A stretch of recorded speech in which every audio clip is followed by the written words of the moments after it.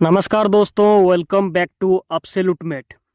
North Indian Ocean के weather models अभी एक बहुत ही कंफ्यूजिंग लेकिन इंटरेस्टिंग सिनेरियो दिखा रहे हैं। कुछ मॉडल्स बे ऑफ बंगाल पे साइक्लोन दिखा रहे हैं, तो कुछ अरेबियन सी पे भी साइक्लोन दिखा रहे हैं, और कुछ मॉडल श्रीलंका के आसपास के हिस्सों पे साइक्लोनिक सर्कुलेशन बनाकर उसको कम्प्लीटली अलग डायरेक्शन पे भी ले जा रहे हैं। तो एक्चुअल सिनेरियो क्या है? क्या रियली पे कोई एक मेजर साइक्लोन का रिस्क है, या मॉडल्स अभी भी अनस्टेबल और कंफ्यूज्ड हैं? आज के इस डिटेल्ड एनालिसिस पे हम एग्जैक्टली ये समझेंगे कि ECMWF मॉडल क्या दिखा रहा है, GFS मॉडल क्या दिखा रहा है, ECMWF AI और GFS AI मॉडल क्या दिखा रहे हैं, और एनसेम्बल की तरफ से भी सिग्नल क्या है। ये सबको देखेंगे और पूरा पिक्चर समझने की कोशिश करेंगे, और कन्फ्यूज़न किस चीज़ को लेकर है उसको भी जानेंगे, और क्या संभावना है उसको भी समझने की कोशिश करेंगे। तो पूरा वीडियो को देखें और चैनल को सब्सक्राइब जरूर करें। Let's start. तो सबसे पहले ओवरऑल पिक्चर समझते हैं कि क्या सिनेरियो है। अभी ऑलमोस्ट सारे मेजर ग्लोबल मॉडल्स एक चीज़ किसी ना किसी फॉर्म पे दिखा रहे हैं।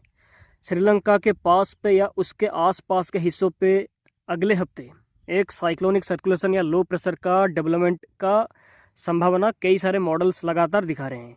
यानी कि एटमॉस्फेयर कम्प्लीटली क्वाइट नहीं है, लेकिन प्रॉब्लम यहाँ से स्टार्ट होती है। फॉर्मेशन एरिया और फ्यूचर ट्रैक को लेकर मॉडल्स कम्प्लीटली एग्री नहीं कर रहे हैं, और इसी वजह से अनसर्टेनिटी बहुत ज़्यादा है अभी के टाइम पर। सबसे पहले बात करते हैं ECMWF मेन मॉडल की। ऑफिशियल ECMWF मॉडल का सिनेरियो काफ़ी डिफरेंट है। ये मॉडल श्रीलंका के ऊपर और आसपास के हिस्सों के पास पे एक साइक्लोनिक सर्कुलेशन का फॉर्मेशन करा रहा है, कम से कम 9 से 10 मई के आसपास। आप यहाँ पर देख सकते हैं। लेकिन उसके बाद सिस्टम को बे ऑफ बंगाल पे लाने के वजह पर ये दक्षिणी पूर्वी अरब सागर और लक्षद्वीप के पास पे सिस्टम का सेंटर को शिफ्ट करा रहा है। और इंटरेस्टिंग बात यह है कि 12 मई के आसपास ये मॉडल ECMWF मॉडल अरब सागर के ऊपर सिस्टम को ग्रेजुअली इंटेंसिफाई कराता हुआ दिखाई दे रहा है, और उसके बाद उसको नॉर्थ वेस्ट डायरेक्शन पे भी भेजने की कोशिश कर रहा है, अरेबियन सी के अंदर तक। यानी कि ECMWF का मेन फोकस अभी के टाइम पर अरब सागर है। और ECMWF AI मॉडल क्या दिखा रहा है उसके बारे में बात करें तो ECMWF AI मॉडल ये दिखा रहा है कि श्रीलंका के ऊपर वही जगह के आसपास जहाँ पर ECMWF मॉडल दिखा रहा है, उसी जगह के आसपास एक साइक्लोनिक सर्कुलेशन फॉर्मेशन करेगा, वही 10 मई के आसपास। लेकिन इसका फ्यूचर इवोल्यूशन ECMWF मॉडल से अलग है। AI मॉडल के हिसाब से सिस्टम को ये सिस्टम दक्षिणी पश्चिमी बंगाल की खाड़ी से होकर आगे जा सकता है, और वहाँ से थोड़ा सा इंटेंसिफाई भी कर सकता है। यानी कि बंगाल की खाड़ी पे mainly ECMWF AI model system का फॉर्मेशन दिखा रहा है, उसके बाद इसको दक्षिणी आंध्र प्रदेश के पास पे सिस्टम को लाकर कमज़ोर कर रहा है। यानी कि ECMWF और ECMWF AI मॉडल एक ही सिस्टम को दिखा रहे हैं, लेकिन अलग अलग डायरेक्शन पे दिखा रहे हैं। और दोनों को ये दोनों मॉडल ये सिस्टम को कोई मेजर साइक्लोन या बड़ा साइक्लोन का इंटेंसिटी होगा ऐसा दिखा नहीं रहे हैं। बट अगर GFS मॉडल को देखें तो GFS मॉडल काफ़ी एग्रेसिव है अभी के टाइम पर। GFS का सिनेरियो कम्प्लीटली डिफरेंट है अभी के टाइम पर। ये मॉडल 9 से 10 मई के आसपास दक्षिणी सेंट्रल बंगाल की खाड़ी पे लो प्रेशर का फॉर्मेशन करा रहा है, और उसके बाद सिस्टम को ये रैपिडली इंटेंसिफाई करा के एक मेजर साइक्लोन का रूप देने की कोशिश कर रहा है। फिर इसको आंध्र प्रदेश, उड़ीसा नहीं तो वेस्ट बंगाल साइड पे ले जाने की कोशिश कर रहा है 14 से 15 मई के आसपास तक। यानी कि GFS बे ऑफ बंगाल पे स्ट्रॉन्ग साइक्लोन दिखा रहा है। लेकिन यहाँ पर एक इम्पोर्टेंट पॉइंट याद रखना होगा कि पास्ट पे भी GFS कई बार लॉन्ग रेंज पे ओवर एग्रेसिव साइक्लोन सिनेरियोस दिखा चुका है, जो लेटर वीकेंड या डिसअपियर तक भी हुए हैं, मतलब फॉर्मेशन नहीं हुआ है उनका। इसलिए ब्लाइंड ट्रस्ट GFS को अभी के टाइम पर करना बहुत ही गलत होगा। तो GFS AI मॉडल क्या दिखा रहा है उसको देखेंगे तो GFS AI भी इंटरेस्टिंग सिनेरियो दिखा रहा है। ये मॉडल वही श्रीलंका के ऊपर साइक्लोनिक सर्कुलेशन का फॉर्मेशन करा रहा है, वही 9 से 10 मई के आसपास। फिर इसको तमिलनाडु कोस्ट के आसपास बंगाल की खाड़ी पे शिफ्ट करा रहा है 11 से 12 मई के आसपास। फिर उसके बाद उसको उत्तर पूर्व डायरेक्शन पे लेने के साथ ही बंगाल की खाड़ी के ईस्ट सेंट्रल एरिया के आसपास पे लाने की कोशिश कर रहा है, और वहाँ पे उसको थोड़ा सा फिर से इंटेंसिफाई कराने की कोशिश कर रहा है। यानी कि साउथ म्यांमार से थोड़ा सा पश्चिम पे सिस्टम को लाकर वहाँ पे थोड़ा इसका इंटेंसिफाई कराने की GFS AI मॉडल दिखा रहा है ऐसा कुछ। यानी कि जीएफएस एआई मॉडल का मेन फोकस उत्तर पूर्वी बंगाल की खाड़ी और east central bay of Bengal region ही है। तो एंसेंबल क्या दिखा रहे हैं उसको देखेंगे तो जीईएफएस के मैक्सिमम एंसेंबल पूरी तरह से बंगाल की खाड़ी के सिस्टम के सपोर्ट पे है। जैसे कि जीएफएस मॉडल दिखा रहा है तो बिल्कुल ऑब्वियसली सी बात है कि इसके एंसेंबल मेंबर्स भी जीएफएस के जैसे ही पूरा बंगाल की खाड़ी पे सिस्टम का पूरा सपोर्ट दिखा रहे हैं।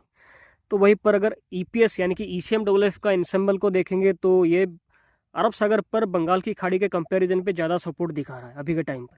लेकिन दोनों सिनेरियो पे ट्रैक इंटेंसिटी पर कुछ क्लियर पिक्चर अभी के टाइम पर नहीं है और दोनों ही एंसेंबल एक दूसरे के पूरे ऑपोजिट है, इसलिए कॉन्फिडेंस भी काफ़ी लो है अभी के टाइम पर। तो कन्फ्यूज़न एक्चुअली क्या है इसके बारे में बात करें तो एक सबसे बड़ा सवाल है कि आखिर कन्फ्यूज़न किस चीज़ को लेकर है। क्या साइक्लोन बनेगा या नहीं। साइक्लोन का एक्टिविटीज़ अभी के टाइम पर काफ़ी अनस्टेबल है, मतलब सिग्नल क्लियर नहीं है और ये धीरे धीरे करके ग्रेजुअली इम्प्रूव हो रहा है। लेकिन कन्फ्यूज़न ये है कि इसका जो एक्चुअल सिस्टम का फॉर्मेशन पॉइंट है वो कहाँ पर होगा, बंगाल की खाड़ी के साउथ वेस्ट पार्ट पे होगा या अरब सागर के दक्षिण पूर्वी भाग पे होगा, उसी को लेकर मॉडल्स कन्फ्यूज्ड हैं। बट एक यहाँ पर कंक्लूजन ये है कि सारे जो मोस्ट ऑफ द मॉडल्स है एंसेंबल है वो श्रीलंका के आसपास ही सिस्टम का फॉर्मेशन दिखा रहे हैं, मतलब श्रीलंका के ऊपर या थोड़ा वेस्ट ईस्ट पे कहीं पर साइक्लोनिक सर्कुलेशन का डेवलपमेंट हो सकता है, वही 9 से 11 मई के बीच पे। लेकिन उसका मेन जो सिस्टम का जो फॉर्मेशन होगा वो थोड़ा सा वेस्ट पे या ईस्ट पे कहीं पर भी या बंगाल की खाड़ी से अरब सागर के बीच पे ये रीजन के आसपास पे कहीं पर भी हो सकता है। और उसी को लेकर मॉडल्स अभी के टाइम पर कंफ्यूज्ड है कि सिस्टम का मेन डेवलपमेंट कौन से रीजन पे होगा। यही है एक्चुअली कंफ्यूजन का रीजन। बट सिस्टम का फॉर्मेशन जरूर करेगा, ये बिल्कुल साफ है कि श्रीलंका के ऊपर ही सिस्टम का साइक्लोनिक सर्कुलेशन का फॉर्मेशन कर सकता है 9 से 10 मई के बीच पे, जैसा हमने आपको बोला अभी। लेकिन इसका जो मेन पॉइंट होगा सिस्टम का लो प्रेशर का फॉर्मेशन जो होगा वो में भी श्रीलंका से थोड़ा उत्तर पश्चिम पे भी फॉर्म कर सकता है, नहीं तो श्रीलंका के दक्षिणी पूर्वी हिस्सों के आसपास भी फॉर्मेशन कर सकता है। और उसी को लेकर मॉडल्स पे अभी भी कन्फ्यूजन जारी है, लेकिन सिस्टम का फॉर्मेशन होगा ये बिल्कुल साफ है अभी के टाइम पर। और वेस्टर्ली विंड्स का भी एक प्रभाव पड़ सकता है सिस्टम के ऊपर, जिसके चलते सिस्टम का फॉर्मेशन को ये थोड़ा शिफ्ट भी करा सकता है और उसको इंटेंसिफिकेशन पे भी इसका एक रोल हो सकता है। और वेस्टर्ली विंड्स का जो फ्लो होगा वो वही 9 से 12 मई के बीच पे ही बंगाल की खाड़ी से अरब सागर के रीजन पे ही इसका फ्लो रह सकता है। तो एक्चुअली अभी के टाइम पर जो पूरा पिक्चर समझ में आ रहा है वो यही है कि सिस्टम का डेवलपमेंट होगा श्रीलंका के ऊपर 9 से 10 मई के बीच पे एक सर्कुलेशन का फॉर्मेशन कर सकता है। लेकिन उसके चलते जो लो प्रेशर का फॉर्मेशन करेगा वो में भी बंगाल की खाड़ी के दक्षिणी पश्चिमी भाग के आसपास कर सकता है, नहीं तो दक्षिणी पूर्वी अरब सागर के आसपास पे भी कर सकता है। और उसी पॉइंट को पकड़ने में मॉडल्स अभी कंफ्यूज्ड हो रहे हैं। बट एक बात साफ है कि सिस्टम का फॉर्मेशन करेगा, लेकिन इंटेंसिटी और एग्जैक्ट ट्रैक और फॉर्मेशन एरिया एक्चुअली कौन सा होगा उस पर अभी भी कुछ भी क्लियर नहीं है। बट हमें लगता है कि कम से कम 3 से 4 दिनों के बाद इसका एग्जैक्ट फॉर्मेशन लोकेशन कौन सा होगा उस पर और भी ज़्यादा जानकारी, क्लियर पिक्चर आ सकता है। तो इसके बारे में लगातार अगर आप जानना चाहते हैं तो हमारे साथ लगातार बने रहें। एब्सोल्यूट मेट को अभी सब्सक्राइब करके रखें और चैनल को सब्सक्राइब करने के साथ वीडियो को लाइक और शेयर भी जरूर करें, ऐसे ही जानकारी लगातार पाने के लिए।